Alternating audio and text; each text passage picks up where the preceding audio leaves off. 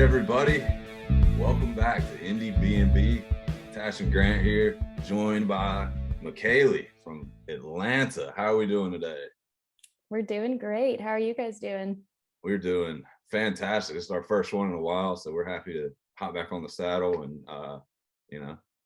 get in here with you. So let's just jump right in there. How'd you get started going down the music path? Gosh, I know everybody probably says this, but like kind of as long as I remember, I've been doing something with music. My dad actually, kind of got me started into like actually playing and singing and things like that. He's kind of got a pretty good voice of his own. And he plays some guitar and some piano. So we kind of grew up just like instruments around, listening to stuff in the car, belting it. None of us hold back in my family. So yeah, just kind of as long as I can remember, I grew up singing in church, singing in like choirs, like doing stuff with school, national anthems in high school, the whole nine. Yeah. So you said y'all were singing in the car. What kind of music y'all jamming in the car as a kid? Gosh, one that like immediately comes to mind, or I guess two that are like our top favorites would be Mother's Finest, and then another would be Heart. Those were kind of like our two kind of go-to bands, just like, grooving, jamming, belting it at the top of our lungs. Nice. So I guess there's two of your influences. Who are some other of your big influences as musician and songwriter?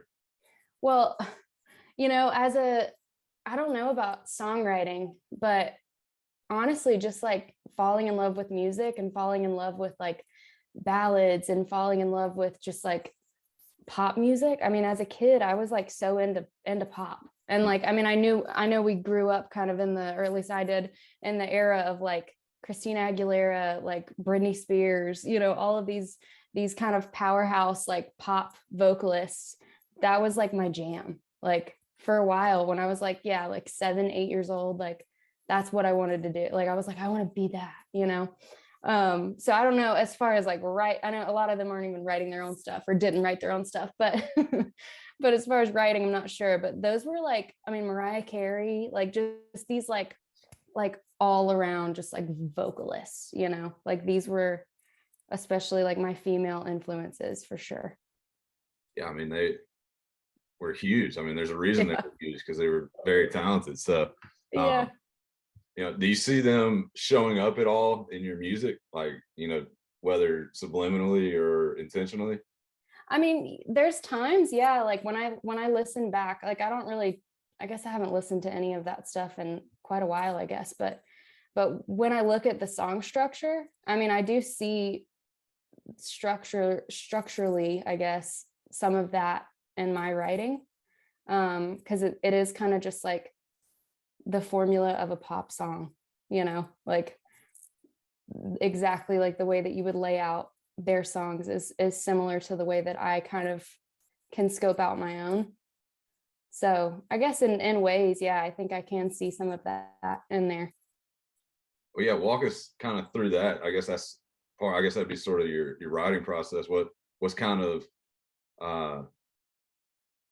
well, let's just go into like, you're talking about the scope of a pop song. How do you see that play out, like for a pretty how am I trying to say this? How does that go into your writing, where you say like, okay, I'm gonna write, a verse and then go into maybe a big chorus, come back in and maybe hit a bridge or another chorus, whatever it might be? Yeah, I mean, I guess, and I think a lot of people would say this, I guess each song is different for me. Like anything I write, like I would like to think that I can do it all, the same way, because then it would make me feel like I could actually finish a lot of my songs. A lot of them are unfinished. But I mean, most of the time I do end up starting with just a verse. Like a lot of people will start with the hook, like they'll start with the hook, they get something, and then they build around that, and that's their chorus or whatever. I don't know, for whatever reason, like choruses are much harder for me. Like finding that hook is much harder for me. But I can write verses all day. So sometimes, that's part of the struggle. But yeah, I mean, like formulaically, it's the verse, sometimes a pre-chorus, the chorus, verse two, yeah, chorus, bridge, and then repeat chorus at the end until you feel like you're ready to die. I don't know. I mean, and then again, like sometimes I'm like, I don't care. Like one of the most recent songs that I've written doesn't even have a chorus. It's just like 5 or 6 verses, and I'm like, I don't want to fit into whatever kind of like mold that I'm supposed to fit into. You don't want to box yourself in. Yeah, it's like whatever, if I like it, I guess that's the point. What where do you usually start, like within the writing process? Do you usually like, are you playing on guitar or piano and find something, or are you more like find a melody that you like and try to put it onto the music that way?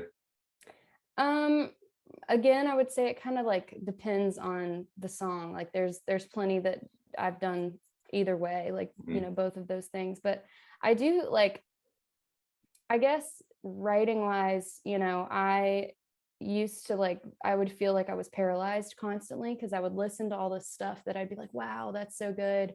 I'd love to write something like that. And when you're listening, it feels like it would be, oh, like that's not like terribly complex or like incredibly deep to where like I didn't even realize the meaning or whatever.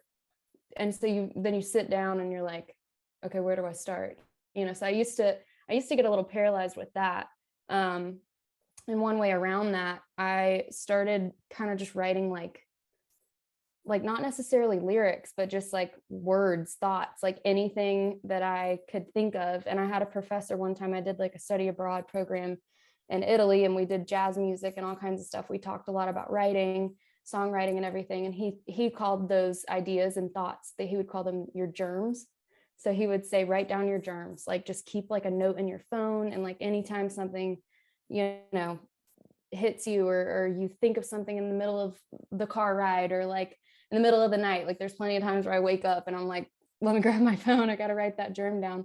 And then those things kind of expanded into, like poetry, or just like longer pieces of, I don't know, just like things that I'm writing, even if they don't rhyme or whatever. And I've taken a lot of that and put that into lyrics for my songs. So I mean, as far as where I start, like sometimes I'll open that book, sometimes I pick up the guitar, sometimes I sit at the piano, and just kind of mess around until I feel like I've got something to build off of. But it just depends. Yeah. Yeah. Well, you should definitely write like a Beck Loser song with just random words called germs, just read whatever you got right there. None of it makes any sense. It's like Yeah, the thing on, like, you see it on like social media, they say like do the little predictive text and just hit the middle button over and yeah. over until it just like make it a song. It's And awesome. you mentioned kind of like where before you got into talking about being in Italy and stuff, that sometimes you feel like maybe you don't know like what the song means. Do you ever kind of get um like bogged down on like, oh, like would like I've talked to some people before that'd be like, oh, like, you know, XYZ artists, like they would never make a song that sounds like this, or like, would this wouldn't fit in this kind of mold for whatever kind of song you're trying to make. Does that ever happen with you, and you have to kind of snap out of it? Oh yeah. I mean, there's plenty of times where I'll just put it down because I'm like, I hate this. Or like I'll sit down to write something in one kind of like umbrella of like a genre or something, and it starts going like this other route. And I'm like, gosh, this is so country. And I wanted it to be like more indie pop or or Yeah, whatever. And then there's times too where like I'll just try to finish, because that's just a challenge in and of itself. And funny enough, like I'll play them for my parents or whoever. Like some of the ones that I hate the most are people's favorites. So it's like, sometimes you just owe it to yourself to try to get through it. But yeah, no, all the time. I'm like, there's plenty of times where I'm like, no, this is not the direction I was trying to go in at all. Yeah, I'm a big Kings of Leon fan, and I know that they hate that like Sex on Fire is their biggest song, but they're like, it just, it happens. It happens. So how would you describe your sound? Like if an alien came down to Earth, how would you describe your sound? There's a lot of alien references on this show. Okay. I don't know why. Big believers. Yeah, Big big alien people over here. Gosh, I don't know. I mean, I think like, are you meaning in terms of like tone, or are you meaning in terms of kind of like genre? I'm an alien. How, You're an alien. Okay. what Gotcha. do you sound like? I mean, I would say honestly, like I'm, and like maybe 10 years ago, if you had told me this, I would have been like, nah. But I think now, like, I'm a pop singer. Like I just am. But I can cross over, I guess, a few different genres. Like I was raised listening to country music. So I think part of me tends to have like a little bit of that storytelling vibe in some of my songs. I have been told plenty of times that I have some of that country twang in my voice. I think the structure of some country songs, like I tend to see that in my songwriting sometimes. And then I don't know. I mean, like as far as kind of tone goes, like I'm pretty basic. that sounds weird, but I'm pretty basic. I just kind of do what I can, which to me is kind of fun because I can do a lot, I guess. Like I can kind of sing over all different kinds of genres and stuff. So when I was in Italy doing the jazz thing, that was kind of one of the first times I've ever done anything with jazz. I've done stuff with country. I've done, more choir, like trained sounding, I guess, vocals before. So it can be kind of diverse, which can be kind of fun. Hell yeah. I mean, you went from pop to country, and with the blonde sort of wavy hair, I was getting some like OAT Swift vibes. So, oh yeah. maybe that's your lane right there. So well, let's get into the song Spotlight, and we're mixing it up. This is something we've never done before. Okay. What's a song of yours that you would like to spotlight for the people listening, just to kind of talk about and maybe give a little insight to, maybe background of what the song's about? Yeah. I'd probably say my most recent one. So it's a song called Forgotten About. I recorded it, gosh, it was either 2020 or 2021. All of those pandemic-y times like just run together. I'd have to look back. That big 2-year. Yeah, it's like I don't know the difference between any of the years at this point. It was kind of like more of a ballad sort of vibe. And like, I mean, I've shed some light on this already, but like normally my writing process it ranges. First of all, it can be just all over the place, but usually it's like hard for me to complete a song, like whether it means that I'm sitting there all day, or if I'm like coming back to it like months and months over, or even like over the course of a couple years or whatever. I've done that too. This song, I think I sat down unintentionally, kind of just messing around, and had the completed song in like 30 minutes. It was just done. It kind of like, and people might say this sometimes, but it quite literally just like poured out of me. I think to a certain degree, like it was something that was like writing itself. And this song, lyrically speaking, it's just kind of about feeling, feeling in ways like invisible, or feeling like you're putting up a front, and, in social settings, and you're kind of acting as if you're fine, but you're not, or whatever. I guess overall, it's about like kind of the battle of like depression and like social anxiety, and how you can get in this kind of cycle where you feel alone, so you want to be around people, but then when you're around people, you feel worse, so you want to be alone. And then, it's like just this over and over, like, so that's kind of the gist of it. But it was it was a really fun one to record because we got to do a little bit we recorded it here in Atlanta at Maze Studios. And my producer, his name's Andrew Blooms, he was getting all fun with it, having all kinds of, we had a drummer come in, we had you know, pretty much any instrument you can think of. We just were messing around with it in the studio. And our engineer, her name's Annie, she played strings on it. She did some vocals at the end. It was kind of a Billie Eilish little vocally, you know, harmony type of vibe. It was pretty cool. So yeah, it was a fun one. Hell yeah. Well, everyone go out and listen to it. And I think that you know, leads us straight into Mr. Quiet over here, Pete Peterson's party pack question. Well, I figure I get the last little bit of this, so I give you your time, and now it's my time. Yeah. So it's Jay, my time. Bob here, you know. Yeah, Silent Bob here.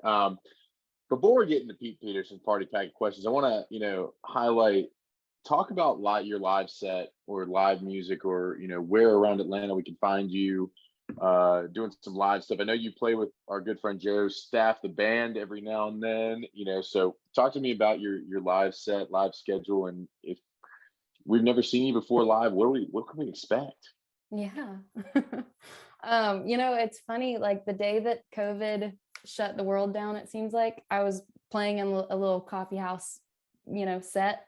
And literally the next day, like school was closed and everything like that. So it was the very last day of freedom. I was playing something, and I recently, like last week, I think it was, maybe the week before, I did my like first live thing. I did a writer's round in Decatur. And so it was weird. I was like, oh my gosh, it's been so long. I had kind of forgotten, you know, what this feels like. So to be truthful, I don't really have anything like upcoming. I mean, I have like a couple weddings and stuff, but none of that counts.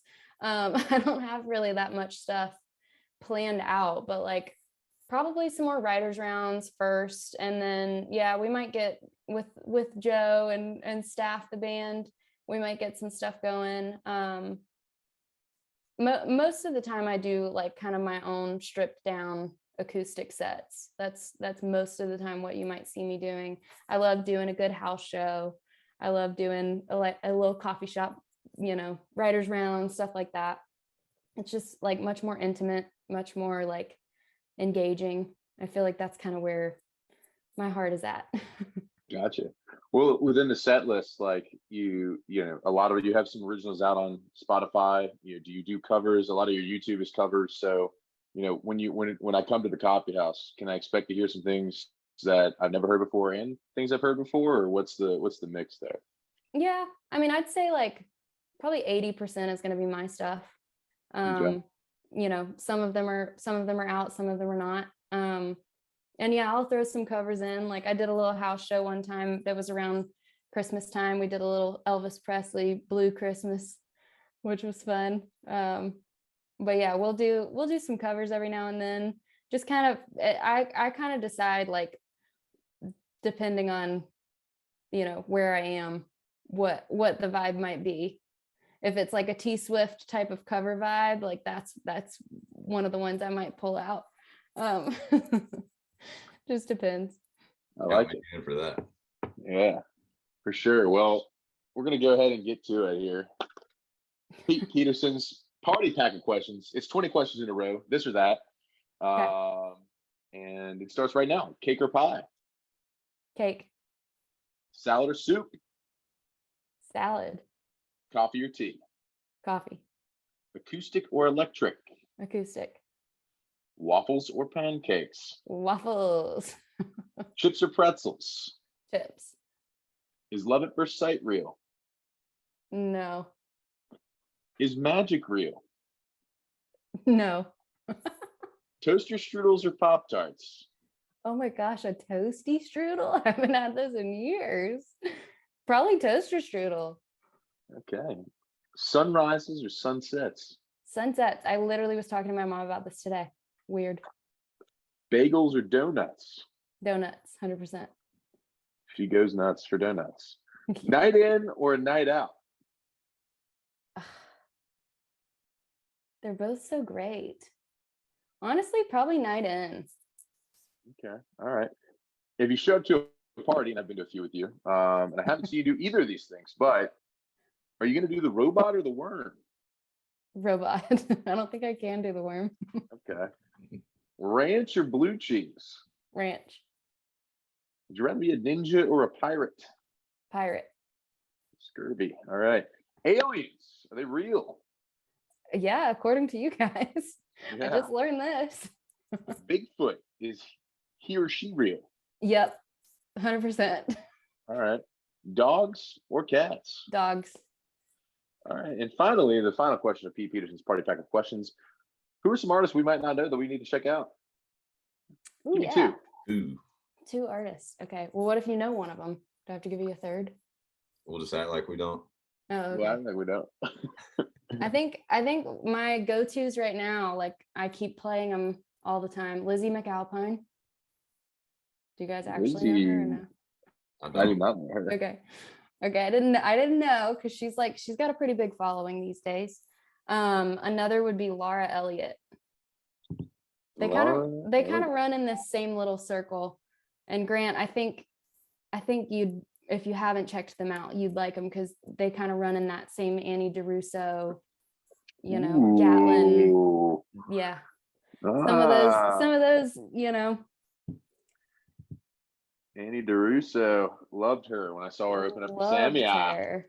So, well, great. Well, I will check those out, and we'll have to try to get them on the pod if possible. But that is it for Pete Peterson's Party Pack of Questions. Close the book on it. Tash, I'll flip it back to you for the end of this. That's the end of the podcast. Mackalie, we appreciate you coming on, and if you play any live sets, let us know. Grant and I'll try to make it, and at the very least, we'll put it out there into the atmosphere. Try to get some aliens to come down and see the show. So I would love nothing more than aliens at my show. Let's go. Let's go. Thank you so much for coming on. And, Thanks for having me on. of course. Take care.